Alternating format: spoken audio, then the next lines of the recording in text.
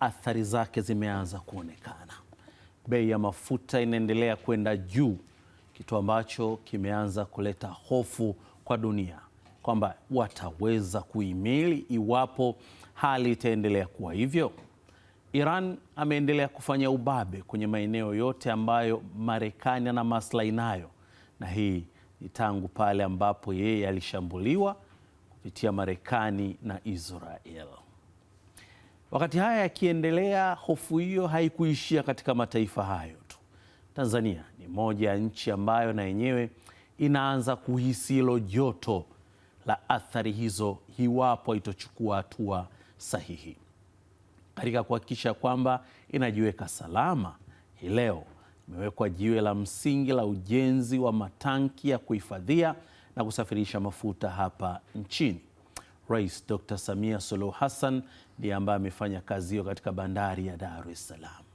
Ujenzi wenyewe unatarajia kugharimu zaidi ya bilioni 701, ambapo mafuta yatakayohifadhiwa ni dizeli lita za ujazo 101,062, petroli lita za ujazo 101,035, lakini pia mafuta ya ndege kwa lita za ujazo 81,000. Tafsiri ya haya yote ni kwamba Tanzania inaendelea kujiweka tayari ili dunia ikiingia katika msukosuko katika miaka ya baadaye, hali ya mambo yawe tofauti na ujenzi wenyewe utakamilika mwaka 2027. Mjadala wetu utajikita hapa. Nini ahueni ya kuwa na hifadhi ya mafuta katika taifa linalojitegemea kama Tanzania? Faida yake kiuchumi ni nini?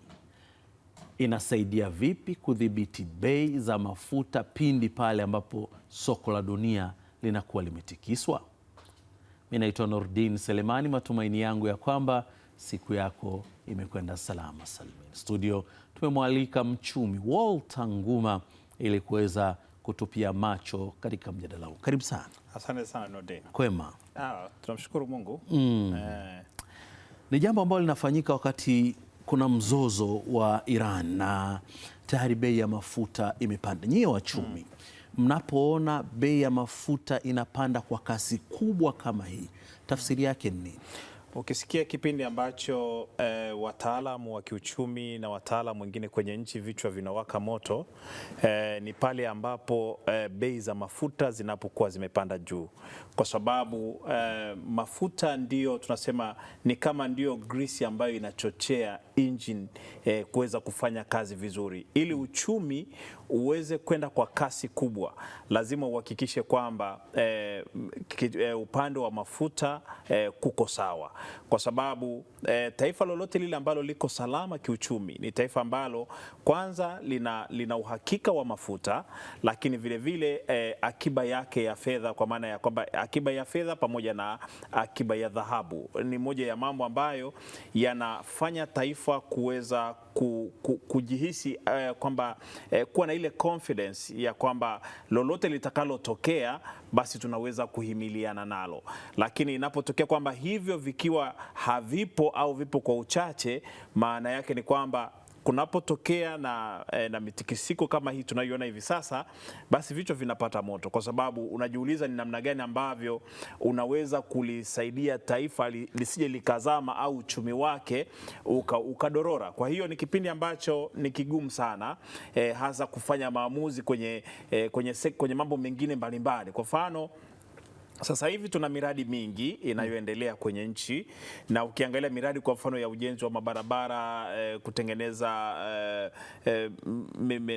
masuala ya reli na kadhalika, yote hayo ukiangalia kwa 98% yanategemea mafuta. Sasa unaweza ukajiuliza kwamba kama mafuta hayatakuwepo ya kutosha, maana yake ni kwamba unaweza kuona namna gani kwamba hiyo miradi na yenyewe itaweza kusuasua au ile kasi yake ikaweza kupungua, kwa sababu sababu ukumbuke tayari miradi hii imeshaingia makubaliano ya kimikataba. Sasa pale ambapo yule mzabuni atakapoona gharama za kufanya ile inaongezeka, inakuwa kubwa, maana yake ni kwamba lazima atapunguza ile kasi ili angalau aweze kupata nguvu ya kuweza kuendana na hali halisi jinsi ilivyo. Kwa hiyo kwa kweli unapogusa sekta ya mafuta umegusa sekta zote za kiuchumi, kwa sababu ukiangalia kwa mfano sekta ya usafirishaji kwa Tanzania tu hapa mafuta yote tunayoagiza kutoka nje, 60% ya yale mafuta yanatumika kwa ajili ya sekta ya usafirishaji. Kwa hiyo unaweza kuona namna gani ambavyo ni muhimu sana kwa mafuta haya. Ina maana kwamba kama mafuta hayatapatikana kwa uhakika na kwa gharama ambayo ni nzuri, sekta ya usafirishaji inaenda kupata madhara makubwa ambayo madhara hayo yanakwenda moja kwa moja kwenda kumgusa mwananchi wa kawaida ambaye yuko kule, kwa sababu huyu ndiye anayesafirisha mazao, anayesafirisha watu, anayesafirisha bidhaa mbalimbali kutoka bandarini na kwenda kwingineko nchini Tanzania na nje ya Tanzania. Kwa hiyo ina maana kwamba kama gharama ya mafuta ikiongezeka, maana yake kwamba gharama ile anaenda kuilipa mlaji, kwa maana ya kwamba yule anaenda kununua ile bidhaa, yule anaenda kununua vile kile ambayo yule anayesafiri ndiye ambaye itabidi alipe ile gharama. Kwa hiyo unaweza kuona kwamba gharama inaongezeka ya maisha, lakini kipato cha mtu kinabakia kuwa ni kile kile. Kwa hiyo unaweza kuona kwamba kuna kuwepo na mazingira ya kuwa na hali ngumu ya kimaisha. Kwa hiyo ni athari kubwa sana. Lakini pia kuangalia ni kwamba 29% ya mafuta yote tunayoagiza kutoka nje tunayatumia viwandani pamoja na kwenye kilimo.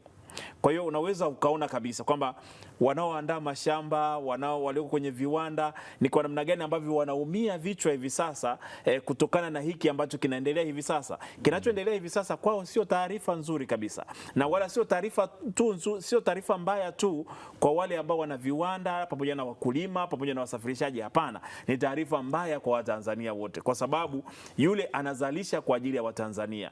Kwa hiyo kama kuna gharama ambayo yataingia kubwa kwa ajili ya uzalishaji, kwa ajili ya kufanya jambo lolote, maana yake ni kwamba gharama ile atailipa Mtanzania.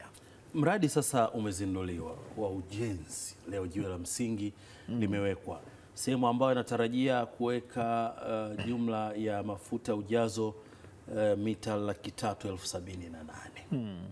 Unaweza ukaleta uweni gani kwa nchi ya Tanzania wakati huu ambako unatupa athari za mambo yakiendelea kukorofishika ama kukoroganyika huko kwa wazalishaji wakubwa wa mafuta? Unajua ahueni tutaipata, kwa sababu unajua ni afadhali uwe na kidogo kuliko kutokuwa nacho kabisa.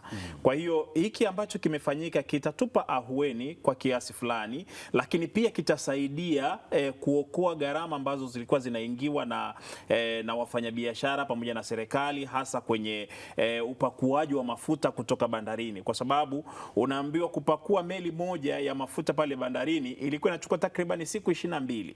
Kwa hiyo kuwepo kwa hii maana yake ni kwamba itapunguza mpaka kufikia siku 5 mpaka siku 7. Kwa hiyo unaweza kuona kwamba hiyo itasaidia kwa kiwango kikubwa, lakini pia kama mafuta yatakuwa yanatoka nje, maana yake ni kwamba tunakuwa na uhakika kwamba kwenye yale matanki tutakuwa na mafuta, kwa sababu ukiangalia kitakwimu Tanzania tunatumia mafuta mengi sana. Sasa hivi kwa siku tu peke yake tunatumia zaidi ya tani zaidi ya lita milioni 14 tunatumia sasa hivi zaidi ya kwa siku peke yake. Kwa hiyo unaweza kuona kwamba tunatumia mafuta mengi kwa siku. Kwa hiyo tunahitaji kwamba hata kama tunahitaji kuwa na reserve ya mafuta, bado tunahitaji kuwa na reserve kubwa zaidi. Na ukiangalia kuna wakati Tanzania tulipita kwenye kipindi kigumu sana kwenye mafuta, kipindi kile ambacho waziri wake alikuwa ni January Makamba. Na ndiko ambako ulipelekwa mpango bungeni angalau kwanza tuhakikishe kwamba tunakuwa na akiba ya mafuta, oil reserve, ambayo ndio hiki ambacho kimefanyiwa kazi hivi sasa, lakini vile vile kulikuwepo na swala la kuwa na account maalum kwa ajili ya kununulia mafuta. Kwa hiyo unaweza kuona kwamba hivi vyote ni muhimu ili kuweza kujipa ile confidence au ule ujasiri pale ambapo matukio yanapokuwa yanatokea, basi angalau kama taifa moja kwa moja tusizame moja kwa moja kwenye yale machafuko, lakini angalau tuweze kuwa na kitu ambacho kinaweza kikapunguza yale madhara. Haiwezi ikasaidia kwa 100%, lakini angalau inaweza ikapunguza yale maumivu kwa Watanzania. Yes. Ni jambo ambalo limekuja wakati mwafaka ama tumechelewa? Kwenye wakati naweza kusema ni wakati mgumu, kwa sababu kwa mfano sasa hivi huwezi kufikiria hata kama lingekuwa visima vile vingekuwa vimekamilika, huwezi kwenda kununua mafuta hivi sasa useme unaweka reserve, kwa sababu utakuwa umenunua katika bei ambayo sio rafiki kabisa. Tunasema kwamba wakati mwafaka ni kama kipindi kile cha corona, kwamba uzalishaji upo lakini matumizi hamna, kwa hiyo bei ya mafuta ikawa imeshuka. Kwa hiyo maana yake ni kwamba pale tungekuwa tumenunua mafuta kwa ajili ya akiba, maana yake kwamba tungekuwa tumeulamba, lakini kwa sasa hivi inakuwa ni ngumu kutokana na kwamba gharama ile inaendelea kushuti, kwa sababu sasa hivi unaambiwa kwamba gharama inakuwa kwa asilimia, imefika mpaka zaidi ya asilimia 13. La, ukiangalia kwamba wanasema kama tukiendelea hivi ina maana kwamba gharama ya mafuta inaweza kuongezeka mpaka kufikia asilimia 30, kwa sababu tunapozungumza sasa hivi kuna mataifa ambayo tunachukua mafuta au yanazalisha mafuta hayazalishi kabisa. Mfano mzuri ni Qatar, hawazalishi tena mafuta hivi sasa kabisa. Sasa unaweza kuona hatari yake kwamba huyu, kumbuka kwamba uchumi wake umestack, hakuna anachokifanya, soko linahitaji mafuta lakini yeye hazalishi. Ina maana kwamba pale mambo yatakapotengamaa, atakapoyapeleka mafuta sokoni, atayapeleka kwenye gharama ambayo ni kubwa sana, ambayo ili na yeye ambayo itamsaidia na yeye kuweza kufidia kule ambako yeye alikuwa hazalishi, kule ambako alikuwa haingizi mapato yoyote, ili aweze kupata mapato ya kutosha, aweze kujenga zile nyufa za kiuchumi ambazo zimetokana na hiki ambacho kinaendelea hivi sasa. Nguma kiuchumi. Ahueni gani inapatikana iwapo mradi huu utakuwa umekamilika katika kiwango chake cha 100%? Ahueni mojawapo ya kwanza ni hiyo nasema, kwanza inaongeza ufanisi kwenye bandari yetu ya Dar es Salaam. Ufanisi utaongezeka kwa asilimia kubwa, lakini jambo la pili ni kwamba yanapotokea matukio kama haya ambayo tunayaona kule Iran, maana yake ni kwamba taifa linaweza kuweza kuona namna gani ya kuweza kutumia ile akiba ya mafuta walionayo katika kuweza kusaidia angalau kudailuti ile gharama ya mafuta isiende juu sana, kwa maana ya kwamba kile kinachokuja na kile tulichonacho tukichanganya, tunaweza tukapata bei ambayo inakuwa ni rafiki kidogo kwa yule mtumiaji, lakini vile vile inasaidia kupunguza ule mfumuko wa bei usiende juu sana, ile inflation rate, kwa sababu kama mfumuko wa bei ukienda juu sana, maana yake ni kwamba tunasema kwamba ni rahisi sana gharama kuongezeka, lakini ni ngumu sana kuishusha gharama, kwa sababu kitu kikishapanda bei, kukishusha inakuwa ni ngumu sana. Ni rahisi kupunguza bei kwenye yale mafuta, lakini kwenye vile vitu vingine ambavyo viko kule sokoni inakuwa ni ngumu sana. Kwa hiyo angalau kwamba namna ya kuweza kuokoa tusiende katika hali hiyo ni kuweza kuwa na akiba hii ya mafuta, ambayo angalau kwamba sasa wale wauzaji wa mafuta pamoja na serikali wakikaa wanaona kwamba sasa tukikupatia mafuta kwa gharama hii, ukichukua na hii ambayo umechukua ukichanganya, angalau wananchi wanaweza kupata mafuta katika gharama ambayo ni nzuri zaidi. Lakini vile vile inasaidia kuepuka mitikisiko mikubwa ya kiuchumi, kwa sababu kama ukiwa huna reserve kubwa ya mafuta, maana yake ni kwamba wewe unategemea kununua kila wakati. Kwa hiyo hata sasa hivi kama tukienda kununua, maana yake ni kwamba hali yetu ya kiuchumi inakuwa ngumu sana, kwa sababu kumbuke, inatubidi kuweza kuwa na fedha za kigeni ili kuweza kuagiza hayo mafuta. Kwa hiyo kama unaenda kutafuta pesa ya kigeni, unaenda kununua mafuta kwa gharama kubwa, ina maana kwamba hiyo ina hatari kubwa kwa shilingi yako ya ndani. Kwa hiyo ina maana kwamba fedha yetu ya ndani na yenyewe itakuwa katika wakati mgumu, kutokana na kwamba inakubidi kutafuta dola ili uweze kwenda kununua hayo mafuta. Kwa hiyo unaweza kuona kwamba hiki kilichofanyika kina umaana na umuhimu mkubwa sana katika kuweza kuulinda uchumi wa taifa letu. Sisi tunaweza tukawa nchi ambayo tunapeleka mafuta, mataifa ambayo hayana bandari yamekuwa akitumia bandari ya Dar es Salaam kuchukua mafuta na kupeleka.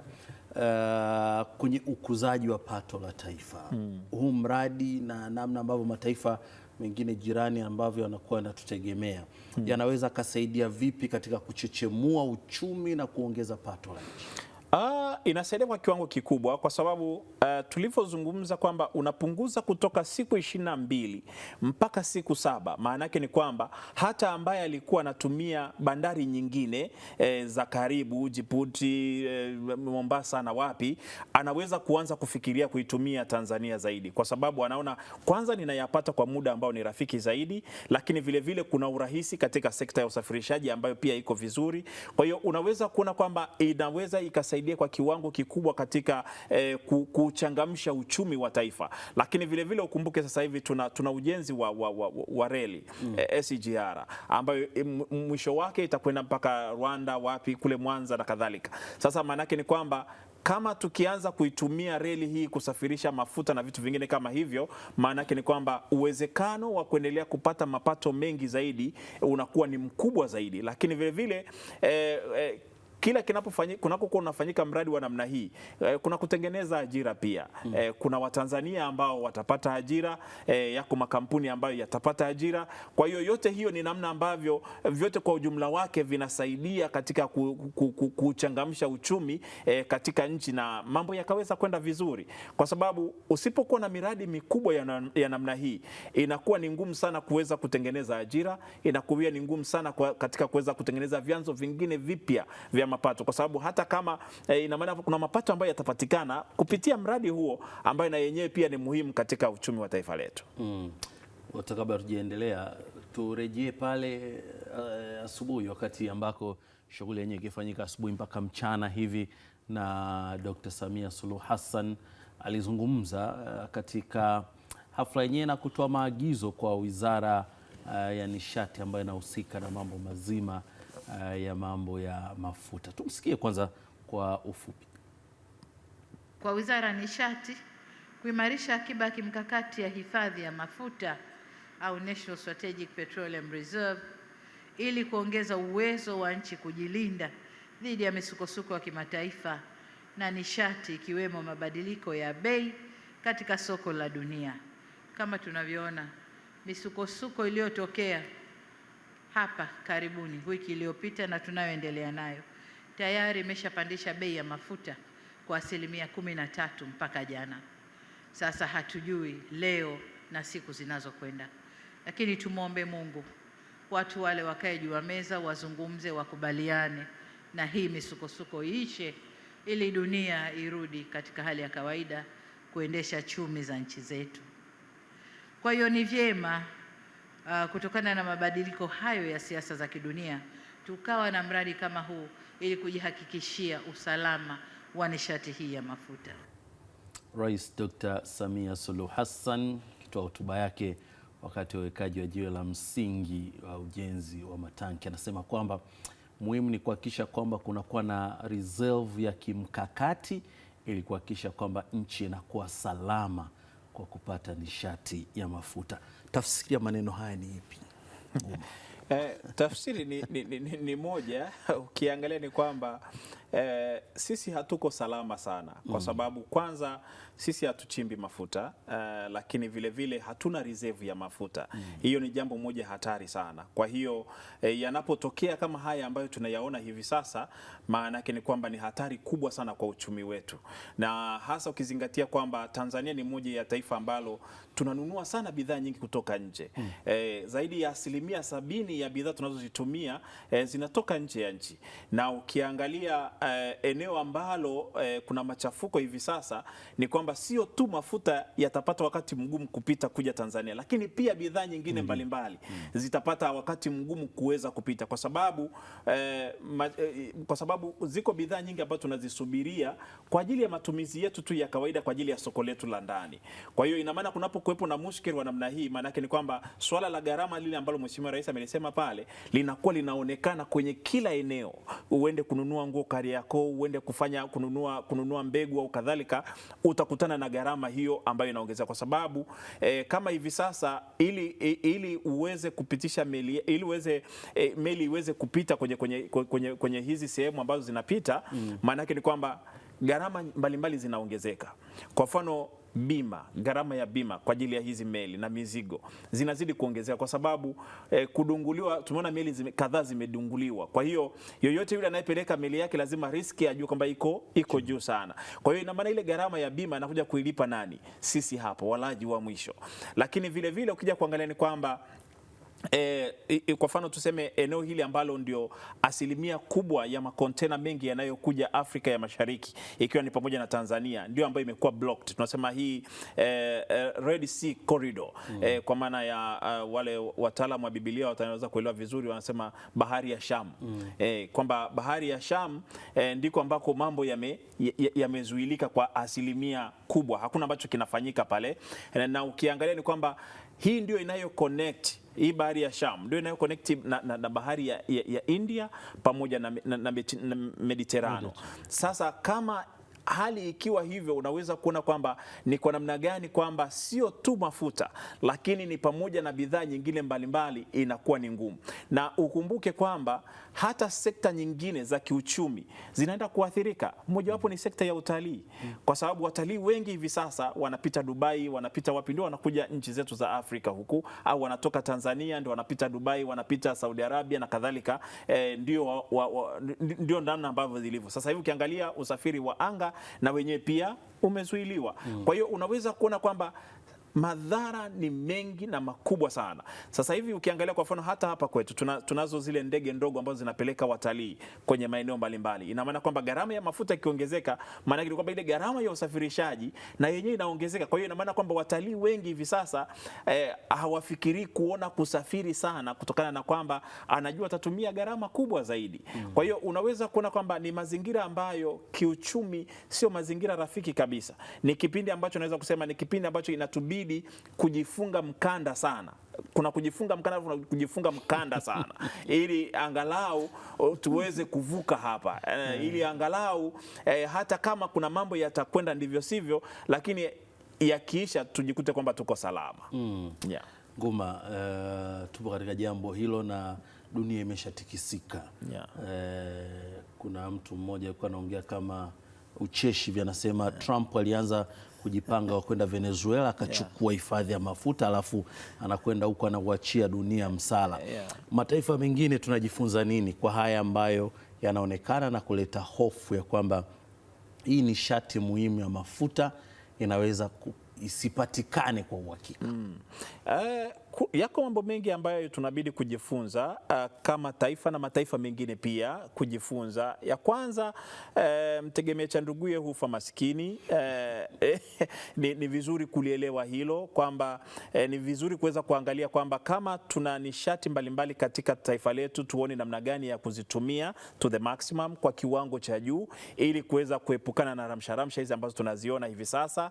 Hiyo itatusaidia sana. Kwa mfano, tuna vitu kama gesi katika nchi yetu, tuweze kuona namna gani ya kuitumia zaidi na kuiconnect katika masuala ya uzalishaji, ili mambo kama haya yanapotokea basi yasitukumbe kwa asilimia kubwa sana. Kwa hiyo ni jambo ambalo la kwanza tunaweza tukaona kwamba namna gani ya kulitumia, lakini pia tuendelee kuona namna gani pia ya kuendelea kusukuma ujenzi wa viwanda ndani ya nchi zetu, kwa sababu unaweza kuona ina maana kwamba mizigo ya wafanyabiashara wengi imekwama huko, haifiki, na ikifika inafika tena kwenye gharama ambayo ni kubwa, ambayo hiyo gharama anakuja kuilipa tena Mtanzania yule ambaye anahitaji ile bidhaa. Kwa hiyo ni vizuri kuhakikisha kwamba zile industrial park ambazo zimetengwa na serikali, basi viwanda vijengwe, serikali iweze kuwawezesha wafanyabiashara, ili mwisho wa siku tuweze kuwa na viwanda vya kutosha, ili haya mambo yanapokuwa yanatokea angalau tuweze kuwa salama zaidi. Lakini zaidi pia ni kuhakikisha kwamba tunakuwa na hifadhi kubwa ya mafuta, oil reserve ya kutosha. Hiki kiasi ambacho kimeanza hivi sasa tuendelee zaidi, kwa sababu vinginevyo kiwango hiki bado ni kidogo, lakini ni hatua moja nzuri. Hivyo ni vizuri sasa kuhakikisha kwamba tunakuwa na reserve ya mafuta maeneo tofauti. Kama sasa hivi tumechimba Kigamboni, tufikirie sasa na kule Tanga tuwe nayo, na maeneo mengine kule Lindi, Mtwara tuwe nayo, ili angalau sasa mambo kama haya yanapokuwa yanatokea angalau tuweze kuwa na sehemu ambayo tunaweza tukajinasua. Yeah. Ni Walter Nguma, mchumi ambaye tumekuwa naye tukiangalia uwekaji wa jiwe la msingi kwenye ujenzi wa matenki ya kuhifadhi na kusafirisha mafuta, ambako sasa ujenzi ulianza tangu mwaka 2024 na utaisha pale mwaka 2027. Lengo ni kuhakikisha kwamba Tanzania inaweza kuhifadhi jumla ya mita za ujazo 300,078 ikihusisha mafuta ya petroli, dizeli na mafuta ya ndege, katika mradi ambao uwekezaji wake ni wa zaidi ya bilioni 701, kama ambavyo rais ameongea, akitaka kwamba kuhakikisha kwamba nchi inakuwa na uhakika usalama wa nishati ya mafuta, na hata ukitokea mzozo wa aina yote kwa mataifa ambayo yanazalisha mafuta kwa wingi, basi tuwe salama na shughuli za uzalishaji ziendelee, ambako takwimu alikueleza hapa Walter Nguma kwamba asilimia zaidi ya 29 ya mafuta haya yanakwenda kutumika viwandani na kwenye mambo ya mashambani. Asilimia 60 ndio wanatumia kwenye mambo ya uendeshaji wa usafirishaji wa magari na vitu vya namna hiyo. Nikushukuru sana Walter. Asante sana Nadia. Naam, ni Walter Nguma, mchumi huyo ambaye tumekuwa naye